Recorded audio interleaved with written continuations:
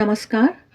आइए सुनते हैं परमार्थ प्रसंग नामक पुस्तक से स्वामी विरजानंद जी के ध्यान के विषय में दिए गए बहुत ही महत्वपूर्ण लाभकारी उपदेश। महाराज कह रहे हैं कि श्री श्री ठाकुर ने कहा है, ध्यान करो मन में, वन में, कोने में।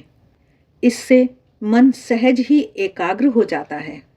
कोने में अर्थात आड़ में, जहां किसी की निगाह न पड़े, एकांत में। धर्म कर्म सब गुप्त रीति से करना उचित है।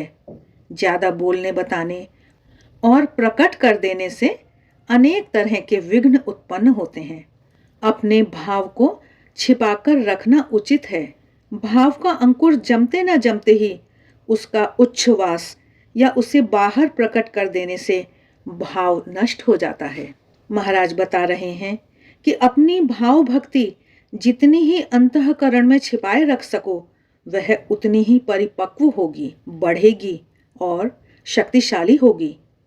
सात्विक साधक इसीलिए अकेला, अंधकार में या गंभीर रात्रि में या मसहरी के भीतर जप ध्यान करता है, ताकि कोई जानने न पावे। महाराज आगे बता रहे हैं कि ध्यान करो वन में, अर्थात लोगों के कोलाहल से दूर, निर्जन स्थान में, जैसे हिमालय पर्वत या गंगा आदि पवित्र नदियों के किनारे, अथवा स्वास्थ्यकर और पवित्र आबो हवा युक्त प्राकृतिक सौंदर्य के बीच में।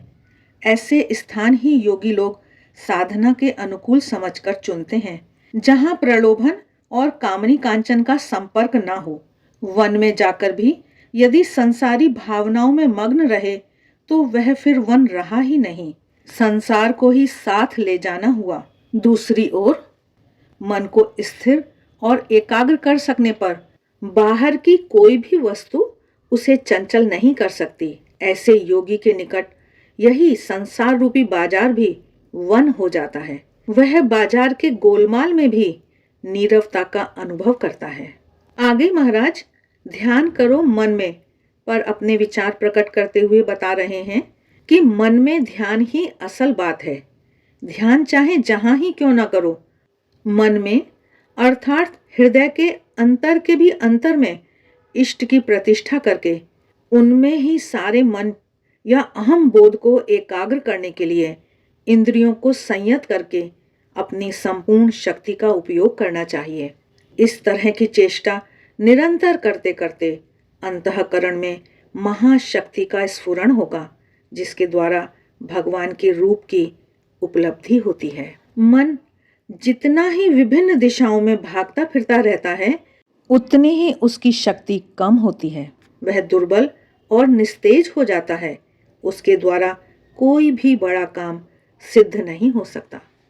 ध्यान आंख मूंद कर अंधकार में करो।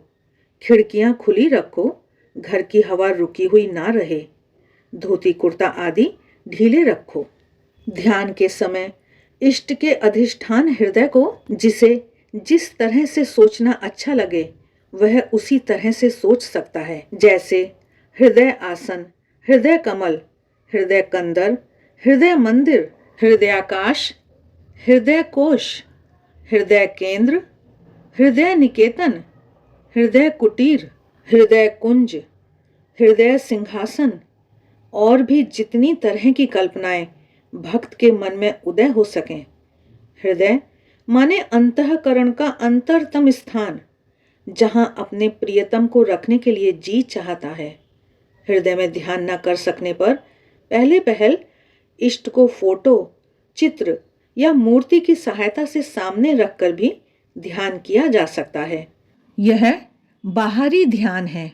महाराज आगे बता रहे हैं कि ध्यान के लिए अच्छा समय क्या है। दिन और रात्रि का संधि क्षण, अर्थात ठीक सुबह और सायंकाल। ब्रह्म मुहूर्त अर्थात रात्रि का अंतिम भाग, यानी सूर्योदय से लगभग 1 घंटा पहले, और मध्य रात्रि। इन सब समयों में प्रकृति स्थिर, शांत और गंभीर रहती है। इसीलिए इन समयों को ध्यान के लिए उपयुक्त माना गया है। आशा है आज का यह प्रसंग आपको अच्छा लगा होगा। महाराज द्वारा बताई गई यह बातें आपकी आध्यात्मिक यात्रा में सहायक हों, इसी मंगल कामना के साथ मिलते हैं फिर। तब तक देखते रहिए देवाक्षर। वीडियो अच्छे लगते हैं तो लाइक का बटन ज़रूर दबाएं, कमेंट बॉक्स में कमेंट करके बताएं। इससे हमारा भी उत्साह बढ़ता है और हमें और भी अच्छे वीडियो बनाने की प्रेरणा मिलती है। तो आज के लिए बस इतना ही।